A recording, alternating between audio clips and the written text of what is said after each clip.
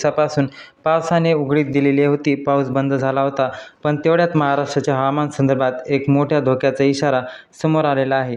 आज सकाळी बातम्यांमध्ये दाखवलं जातं की मुंबईमध्ये लाटांची उंच वाढल्याने अचानकपणे किनाऱ्यावर त्या ठिकाणी लाटा येऊ लागल्या.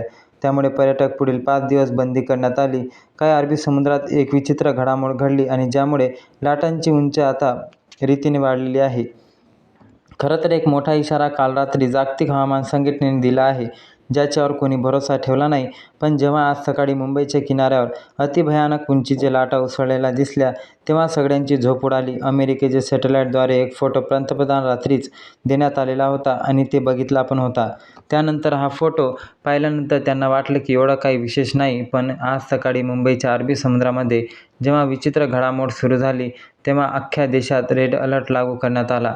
कारण की अरबी समुद्र यासोबतच बंगालच्या उपसागरात दोन्ही ठिकाणी एकाच वेळी एकच अशी विचित्र घडामोड घडली, ज्यामुळे महाराष्ट्र हवामानाचा भयानक हल्ला करणार होता. या बातमीला हलक्यात घेऊ नका, कारण की महाराष्ट्राचे मुख्यमंत्री ताबडतोब बैठक घेऊन लोकांचे 5 अत्यंत महत्त्वाच्या सूचना जाहीर केल्या आहे. 2 दिवसापूर्वी एका धोक्याचा इशारा जपानच्या हवामान खात्याने दिला होता, त्यावेळेस तर दुर्लक्ष केलं गेलं. पण जेव्हा आज सकाळी मुंबईच्या लाटा भयानक उंचीची उठू लागल्या, तेव्हा सगळ्यांनी त्याकडे पूर्णतः इशारा दिला गेला आहे. पहा, पुराव्यासहित जागतिक हवामान संस्थेने फोटो पाठवलाय. यामुळे अख्खं मंत्रिमंडळ हादरलंय, कारण की निसर्गाचा एक सगळ्यात मोठा हल्ला संपूर्ण देशावर होतोय. पण त्यात महाराष्ट्रातला हा सगळ्यात मोठा फटका बसणार आहे. गेल्या 150 वर्षात जे काही घडलं नव्हतं ते आता व्हायला सुरुवात झाले. लोकांना अजून भरोसा बसत नाही. पण आज सकाळी जेव्हा एका जिल्ह्यामध्ये अचानक वारं फिरलं, अचानक ढगांची परिस्थिती निर्माण झाली. कारण मुंबईमध्ये लाटा उसळत होत्या, तर दुसरीकडे एकाच जिल्ह्याची एक छोट्याशा गावात एक विचित्र पद्धतीने ढगांची हालचाल पाहायला गेली. विदर्भात सकाळी एक विचित्र परिस्थिती निर्माण झाली, ज्याचा फटका 250हून अधिक गावांना बसलाय आणि तेच वादळ आता हळूहळू महाराष्ट्राच्या इतर जिल्ह्यात सरकतंय.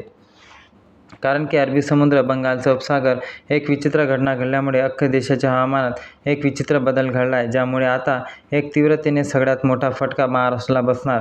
ज्याची तारीख कोणती आहे ते देखील आता जाहीर करण्यात आलेले आहे. 5 जुलैच्या सुरुवातीला महाराष्ट्रामध्ये पाऊस सुरू झाला आणि किनारपट्टीवर लगत सुरुवातीचा पाऊस झाला. त्यानंतर हळूहळू सगळ्या जिल्ह्यात थोड्याफार प्रमाणात पाऊस झाला. पण अचानक झालं असं की पाऊस बंद पडला. आता शेतकरी वाट पाहते की पाऊस कधी येईल. आता हे कोकणात, रत्नागिरी, सिंधुदुर्ग या भागामध्ये अक्षरशः जमिनीला भेगा पडल्यात. आता जिथे कायम पाऊस असतो तिथे भेगा पडल्याने पण आता सगळ्यांना वाटलं होतं पावसाचं जे काय आहे वातावरण बदललेलं आहे, पण हे काय दुसरेच कारण ठरलं. आता एक भयानक संकट येतंय, जे गेल्या 150 वर्षात कधीच आलं नव्हतं.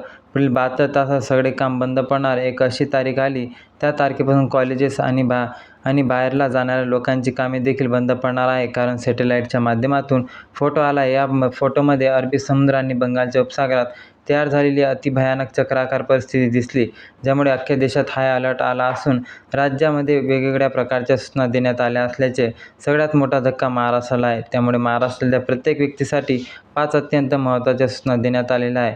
पहा, महाराष्ट्राची जी ही परिस्थिती आहे ती अत्यंत भयावह होणार आहे.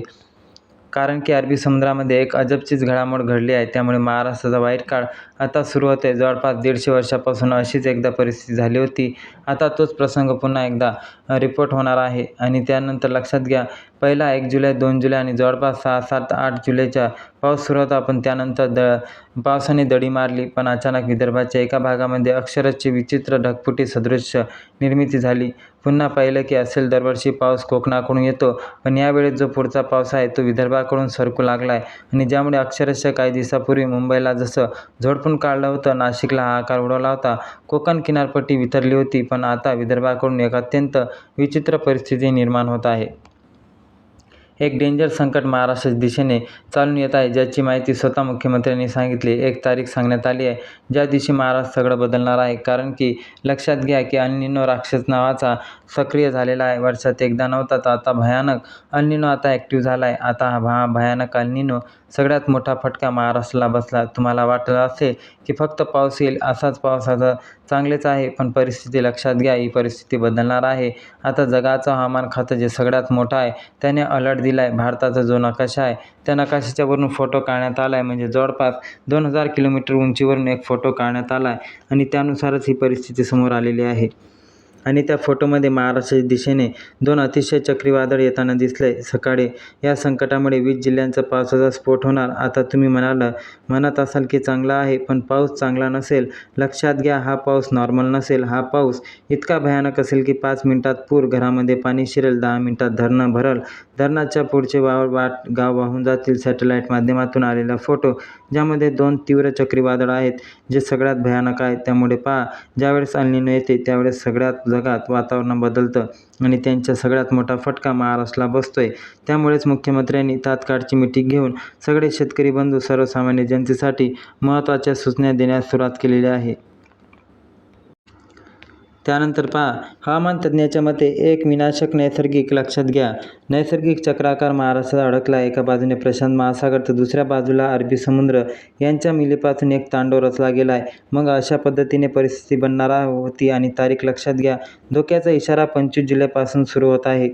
हो, लक्षात घ्या, आता 25 जुलैपासून पहिला फटका खानदेशावर आणि उत्तर महाराष्ट्रावर बसेल. त्यानंतर 50 ते 60 किलोमीटर प्रति तास वेगाने अक्षरशः दणाणून उघडणार. मराठवाड्यामध्ये ज्यांचे संभाजीनगर, जालना, बीड, लातूर यामध्ये अचानक पावसाची परिस्थिती बदलेल. 25 जुलैनंतर संपूर्ण महाराष्ट्रामध्ये सर्वदूर एक तांडवाचं वातावरण तयार होईल आणि त्या ठिकाणी पाहायला मिळणार आहे. अशाच पद्धतीने परिस्थिती बदलत असून सगळ्या शेतकऱ्यांना, नागरिकांना सूचना देण्यात येत आहे. काय तुम्हाला ही सूचना ऐकून नक्की वाटलं? कमेंट करून वाटवा. आणि तुमच्या इकडे पाऊस कसा आहे कमेंटमध्ये नक्की कळवा. जय हिंद, जय महाराष्ट्र. धन्यवाद.